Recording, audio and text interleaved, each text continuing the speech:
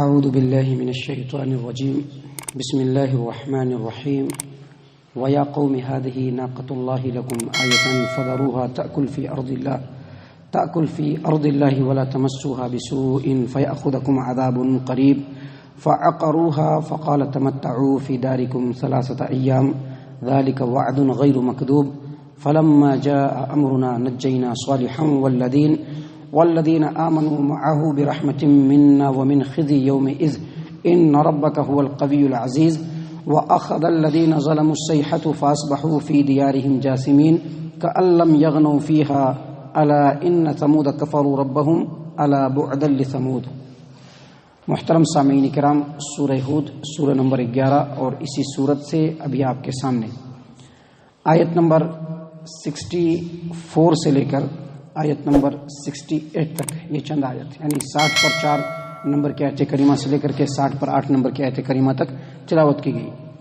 جیسا کہ پچھلے دروس میں آپ کے سامنے بتلایا گیا کہ اللہ تبارک و تعالیٰ نے قوم سمود کے اندر ان کے بھائی صالح علیہ السلام کو نبی بنا کر کے بھیجا، اور صالح علیہ السلام نے اپنے قوم کی بت پرستی اور شرک کو دیکھتے ہوئے، قوم کے بگڑے ہوئے حالت کو دیکھتے ہوئے سب سے پہلے ان کو اللہ تبارک و تعالیٰ کے توحید کی دعوت دی، لیکن ان کی قوم کے لوگوں نے اس بات پہ بحث و مباحثہ کیا، ماننے سے انکار کیا، اور آخر میں ان لوگوں نے کہا کہ ہم آپ کی بات ایسے نہیں ماننے والے ہیں۔ جیسا کہ عام طور پر انبیاء سے ان کی قوم کے لوگوں نے ان سے معجزہ کا ڈیمانڈ کیا کہ آپ کچھ معجزہ دکھلائیے تبھی آپ کی نبوت کو مانیں گے، اسی طرح سے صالح علیہ السلام کی قوم سمود نے بھی صالح علیہ السلام سے کہا کہ آپ کی نبوت کو ماننے کا بس ایک ہی راستہ ہے، ایک ہی طریقہ ہے کہ آپ اللہ تبارک و تعالیٰ کی طرف سے کوئی ایسا معجزہ دکھلائیے کہ جس کو دیکھ کر کے ہم لوگوں کو یہ یقین ہو جائے کہ آپ اللہ تبارک و تعالیٰ کے نبی ہیں۔ صالح علیہ السلام نے کہا کہ اچھا ٹھیک ہے، تم لوگ کیسا معجزہ چاہتے ہو بتلاؤ۔ تو ان کی قوم نے خود ڈیمانڈ کیا کہ یہ جو پہاڑ دکھ رہا ہے سامنے، اس پہاڑ کے اندر سے ایسی اونٹنی نکلنی چاہیے جو اونٹنی 10 مہینے کی گابھن ہو، اور آتے ہی ہمارے سامنے اس کو بچہ جننا چاہیے۔ دیکھیے ان کی قوم کے لوگوں نے کتنی باریکی سے معجزہ کا مطالبہ کیا کہ جس سے پورے طور پر پتہ چل جائے کہ یہ اللہ کا نبی ہے، اور جو بات ہم ڈیمانڈ کریں یہ اللہ تبارک و تعالیٰ کی قدرت کے علاوہ کہیں سے نہیں ہو سکتا، کیونکہ ایسی گابھن اونٹنی جو اب بچہ جننے والی ہو، اگر وہ پہاڑ سے نکلے گی اور پہاڑ کے اونچائیوں سے نیچے کی طرف آئے گی تو وہ بچہ خود وہیں پر پیدا ہو جائے گا، وہیں پہ وہ گر جائے گا۔ لیکن انہوں نے یہ شرط لگایا کہ بالکل صحیح سالم پہاڑ سے وہ اونٹنی آنی چاہیے اور آ کر کے ہمارے سامنے بچہ جننا چاہیے۔ اللہ کے رسول صالح علیہ السلام نے اللہ تبارک و تعالیٰ سے دعا کیا، اللہ تبارک و تعالیٰ نے اپنے نبی کی دعا کو قبول کیا اور اس معجزے سے نوازا۔ لوگوں کے سامنے ہی اس پہاڑ سے وہ اونٹنی نکلتی ہے، اترتی ہے اور آ کر کے لوگوں کے سامنے بچہ پیدا کرتی ہے، بچہ جنتی ہے۔ اب جب وہ اونٹنی آ گئی، اللہ تبارک و تعالیٰ کا معجزہ حق ہو گیا، نبی برحق ثابت ہو گئے، لیکن اس کے باوجود ان کی قوم کے لوگ ہٹ درم رہی اور نبی کے اوپر ایمان لانے سے وہ لوگ بالکل ایگری نہیں ہوئے، ریڈی نہیں ہوئے۔ اور اللہ تبارک و تعالیٰ نے جب اس اونٹنی کو معجزے کے شکل میں بھیج دیا تو اس کو ناقۃ اللہ کہا گیا ہے، جہاں پر جیسا کہ اللہ تبارک و تعالیٰ نے قرآن کریم میں یہاں پر بھی اور دوسری جگہ پر بھی بیان فرمایا کہ یہ ناقۃ اللہ ہے۔ اور وہ جو اونٹنی تھی چونکہ اللہ تبارک و تعالیٰ کی طرف سے معجزہ تھا، تو وہ اونٹنی چرتی تو دن بھر میں ان تمام چاروں کو چر جاتی، جتنا سارے جانور اس آبادی کے چرتے وہ سارے یہ اکیلے چر جایا کرتی تھی۔ اور جب پانی پینے کے لیے کنویں پر جاتی تو سارے جانور جتنا پانی ایک دن میں پیتے، یہ اکیلی اونٹنی پورا پانی پی جایا کرتی تھی۔ گویا اس اونٹنی کے خوراک کے تعلق سے بڑا مسئلہ بن گیا۔ لوگ جو ہے آپس میں بڑا جو ہے بات وواد کرنے لگے کہ کیا ہم لوگوں نے ایسا معجزہ طلب کر دیا کہ یہ معجزہ خود ہمارے ناک میں ہمارے جان کا زوال ہو گیا ہے، ہمارے جو جانور ہے وہ کیا کھائیں گے، وہ کیا پانی پئیں گے۔ جب اس طرح کی باتیں آئی تو اللہ تبارک و تعالیٰ نے دوسری جگہ پر اس بات کا جو ہے اشارہ اللہ تبارک و تعالیٰ نے کیا ہے کہ اونٹنی کے درمیان اور اس قوم کے پورے جانور کے درمیان باری مقرر ہو گئی کہ ایک دن اس کنویں سے یہ اونٹنی پانی پیے گی اور دوسرے دن تمام جانور پانی پیئیں گے۔ لیکن اس کے باوجود ان لوگوں کے دل میں بڑی خلش تھی، اس خلش کو صالح علیہ السلام سمجھتے تھے، تو انہوں نے کہا اپنی قوم کو مخاطب کرتے ہوئے، یا قوم هذه ناقۃ اللہ لکم آیۃ فذروها تأکل فی ارض اللہ ولا تمسوها بسوء فیأخذکم عذاب قریب۔ اے میری قوم کے لوگوں، یہ اللہ کی اونٹنی ہے، یعنی اللہ کا معجزہ ہے، یا قوم ھذہ ناقۃ اللہ لکم، تم کو معجزے کے طور پر دیا گیا ہے، آیتن فذروھا، لہذا تم اس کو چھوڑ دو، اس کے بیچ میں مت آنا، اس کو ستانے کی کوشش مت کرنا، اس کا راستہ روکنے کی کوشش مت کرنا، اس کے کھانے پینے کے اوپر رتی بھی تم کو پابندی لگانے کی ضرورت نہیں ہے۔ فذروھا تاکل فی ارض اللہ، یہ جہاں چاہے گی کھائے گی، لیکن پانی پینے کا جہاں تک مسئلہ ہے، ایک دن تمہارے جانور پانی پئیں گے، ایک دن یہ اونٹنی پانی پیے گی۔ ولا تمسوھا بسوء، اور یاد رکھو اس اونٹ کو تکلیف پہنچانے کی کوشش مت کرنا،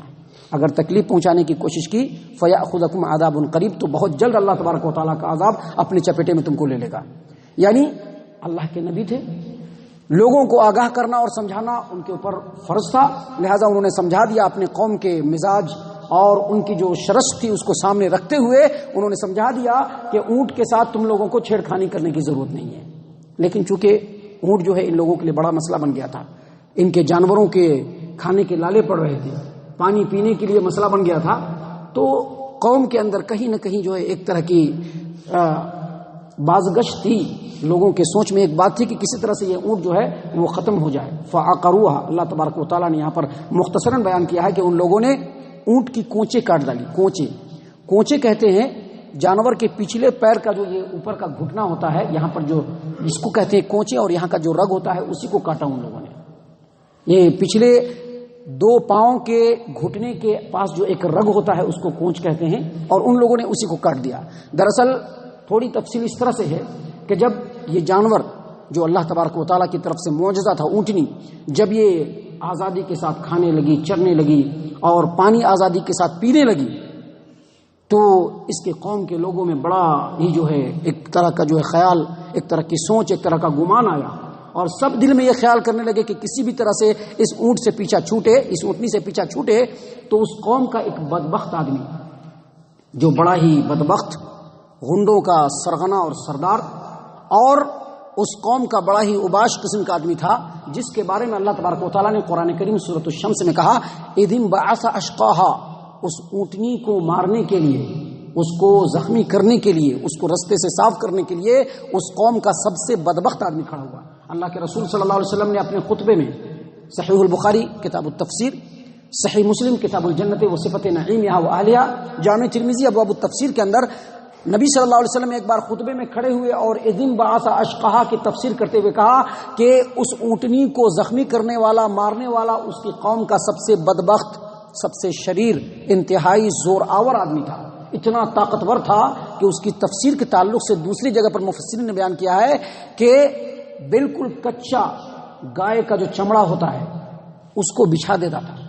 اور اس کے اوپر کھڑا ہو جاتا تھا۔ اب گائے کا چمڑا کچا ہوتا ہے، اس پر اگر آدمی کھڑا ہوگا تو پھسلے گا، لیکن اس کے اندر اتنی قوت تھی، اتنی طاقت تھی کہ جب وہ کھڑا ہوتا تو وہ پورے قوم کو دعوت دیتا کہ اس قوم کے کتنے بھی طاقتور آدمی ہیں آ کر کے اس چمڑے کو کھینچے اور مجھ کو گرا کر کے دکھلائیں۔ لوگ چمڑا کھینچتے، چمڑا پھٹ جاتا، کٹ جاتا، لیکن وہ آدمی اپنی جگہ سے ہلتا بھی نہیں تھا، اتنا مضبوط آدمی تھا وہ آدمی۔ اپنی ایک بدکار فاحشہ جانکار عورت کے اکسانے پر وہ اس اونٹنی کو مارنے کے لیے ریڈی ہو گیا۔ قوم کے تمام شرکش، اباش اور بدماش قسم کے لوگوں کو اس نے اکٹھا کیا۔ سارے لوگوں سے مشورہ کرنے کے بعد ایک دن اس نے اونٹ کے کونچ کو کاٹ ڈالا۔ جیسے ہی اس کے گھٹنے کے رگ کو کاٹا، اونٹنی جو ہے وہ چیخ مارتے ہوئے پہاڑ کی طرف بھاگی اور پہاڑ میں گم ہو گئی جا کر کے، اور اس کے پیچھے اس کا بچہ بھی گم ہو گیا جس کو اس نے جنا تھا۔ اللہ تبارک و تعالیٰ نے اسی واقعے کی طرف اشارہ کرتے ہوئے کہا فعقروہا، اس نے اونٹ کو مار ڈالا، اس کے کونچ کو کاٹ ڈالا ان لوگوں نے۔ فقال، تو صالح علیہ السلام نے ان کو کہا تمتعوا فی دارکم ثلاثۃ ایام ذلک وعد غیر مکذوب۔ اللہ تبارک و تعالیٰ کی یہ سنت رہی ہے، اللہ تبارک و تعالیٰ کا یہ اصول اور قانون رہا ہے کہ جب کسی قوم نے خود سے معجزہ کا مطالبہ کیا اور نبی کے ذریعے سے معجزہ اس قوم کے اندر پہنچ گیا، اور معجزہ پہنچنے کے بعد بھی اس قوم کے لوگوں نے اللہ تبارک و تعالیٰ کے اوپر ایمان نہیں لایا، اللہ کے رسول پر ایمان نہیں لایا، تو اللہ تبارک و تعالیٰ کا عذاب یقینی طور پر آ جاتا ہے۔ لیکن اس قوم کا جرم اس سے بھی بڑا تھا، لہٰذا اسی وقت صالح علیہ السلام نے اپنے قوم کے لوگوں کو بشارت سنائی، خوشخبری سنائی کہ بس 3 دن اپنے گھر میں موج منا لو، 3 دن کے بعد اللہ تبارک و تعالیٰ کا عذاب آئے گا۔ ذالک وعد غیر مکذوب، اور یہ ایسا وعدہ ہے جو جھوٹا نہیں ہو سکتا۔ محترم سامعین کرام، اللہ تبارک و تعالیٰ فرماتے ہیں فلما جاء امرنا نجینا صالحا والذین آمنوا معه برحمت منا ومن خزي يومئذ ان ربك هو القوي العزیز۔ جب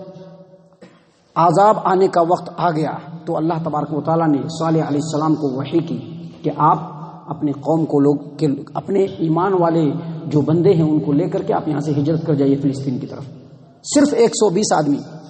120 آدمی ایمان قبول کیے تھے، جبکہ میں آپ کو بتلا دوں کہ قوم سمود جس بستی میں آباد تھے اس بستی کی آبادی 4 لاکھ۔ کتنے؟ 4 لاکھ میں صرف 120 آدمی ایمان کو قبول کیے اور ان کو لے کر کے صالح علیہ السلام فلسطین کی طرف چلے گئے۔ اللہ فرماتے ہیں کہ جب ہمارے عذاب کا حکم آ گیا تو ہم نے صالح علیہ السلام کو اور مومنوں کو اپنی رحمت سے اس عذاب سے اور اس دن کی رسوائی سے بچا لیا، اور بے شک آپ کا پروردگار جو ہے وہ قوت والا اور ہر چیز کے اوپر غالب ہے، مکمل غلبہ والا ہے۔ اور اس کے بعد اللہ تبارک و تعالیٰ نے فرمایا وَأَخَذَ الَّذِينَ ظَلَمُوا الصَّيْحَةُ فَأَصْبَحُوا فِي دِيَارِهِمْ جَاثِمِينَ، اور جو لوگ ظلم کیے تھے ان کو اللہ تبارک و تعالیٰ کی طرف سے ایک سخت چیخ عذاب کی شکل میں ان کو پکڑا اور وہ اپنے گھروں میں اوندھے پڑے ہوئے تھے۔ محترم سامعین کرام، میں آپ کو بتلا دوں قوم سمود کے تعلق سے کہ قوم سمود ایک ایسی قوم ہے جن کی لمبائی اور چوڑائی بہت زبردست، اور اس قوم کے اندر اللہ تبارک و تعالیٰ نے عمریں بھی بڑی لمبی دی تھی۔ صحیح تفسیر کے مطابق، تفسیری روایتوں کے مطابق ان کے قوم کی جو عمریں تھی وہ 300 سال سے لے کر کے 600 سال تک، اور وہ لوگ اپنی زندگی میں اپنے لیے لکڑی کا گھر بناتے تھے تو وہ کئی بار بوسیدہ ہوتا تھا، اور صحیح قول کے مطابق ایک بار جو وہ لکڑی کا گھر بناتے تھے تو 100 سال چلتا تھا، اور اس کے بعد وہ بوسیدہ ہو کر کے ٹوٹ جاتا تھا تو پھر دوبارہ مکان بناتے۔ لیکن ان لوگوں نے اس جھنجٹ سے بچنے کے لیے، چونکہ بڑی طاقتور قوم، انجینئر ٹائپ کی قوم، پہاڑ میں ہی گھر بنا دیتے تھے، پہاڑ کو تراش کر کے ایسا گھر بناتے تھے کہ جس میں ڈور بھی ہوتا تھا، دریچہ بھی ہوتا تھا، روشن دان بھی ہوتا تھا، اور اسی میں وہ رہتے تھے۔ اللہ تبارک و تعالیٰ نے کہا کہ جب ان کے اوپر عذاب کا وقت آیا تو سب سے پہلے ایک سخت قسم کی آواز آئی، اور اس کے بعد زمین زلزلے سے ہلنا شروع ہو گیا، اور اتنا سخت آواز تھا کہ ان کے دل کی جو دھڑکنیں تھی آواز کی کڑختگی سے اسی وقت وہ بالکل اسٹاپ ہو گیا، بند ہو گیا، اور جو جہاں تھا وہیں پر مرا پڑا چلا گیا۔ اللہ تبارک و تعالیٰ نے فرمایا وَأَخَذَ الَّذِينَ ظَلَمُوا الصَّيْحَةُ فَأَصْبَحُوا فِي دِيَارِهِمْ جَاثِمِينَ، اور اللہ تبارک و تعالیٰ کی طرف سے چیخ جو تھی وہ ان لوگوں کو جنہوں نے ظلم کیا تھا پکڑ لیا، اور وہ اپنے گھروں کے اندر اوندھے پڑے رہ گئے، كَأَن لَّمْ يَغْنُوا فِيهَا، جیسا کہ اس بستی میں کبھی یہ لوگ آباد ہی نہیں تھے۔ آگاہ رہو، بے شک قوم سمود نے اپنے رب کو جھٹلایا، اپنے رب کا انکار کیا، اور یا آگاہ رہو، دیکھ لو کہ قوم سمود کے لیے اللہ تبارک و تعالیٰ کی طرف سے رحمت کی دوری ہے۔ محترم سامعین کرام، یہاں پر اللہ تبارک و تعالیٰ مکہ والوں کو یہ بتلانا چاہ رہا ہے کہ دیکھو اس قوم کا بھی حال اتنا برا ہوا، اور اتنا برا حال اس وجہ سے ہوا کہ ان لوگوں نے اللہ تبارک و تعالیٰ کو چھوڑ کر غیر اللہ کو اپنا معبود، اپنا مشکل کشا، اپنا حاجت روا اور اپنا سب کچھ اور ماوا اور ملجا سمجھا تھا۔ اسی وجہ سے اللہ تبارک و تعالیٰ نے اس قوم کو بھی تباہ و برباد کیا۔ اے قریش کے لوگوں، اگر تمہارا بھی حال نہیں سدھرا تو تمہارا بھی حال اسی طرح کا ہونے والا ہے۔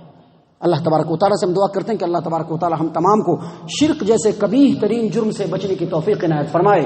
ہم تمام کو صحیح معنی میں موحد اور مسلمان بنائے، ہم تمام کو نبی اکرم صلی اللہ علیہ وسلم کی سنتوں پر چلنے والا بنائے، ہم تمام کو اللہ تبارک و تعالیٰ عفو و عافیت سے نوازے، جنت الفردوس میں جگہ عطا فرمائے۔ اے اللہ ہم تمام کو جہنم سے پناہ دے، اے رب العالمین ہم تمام کو جہنم سے پناہ دے، اے مالک الملک ہم تمام کو جہنم سے پناہ دے، آمین یا رب العالمین۔ وما علینا الا البلاغ المبین۔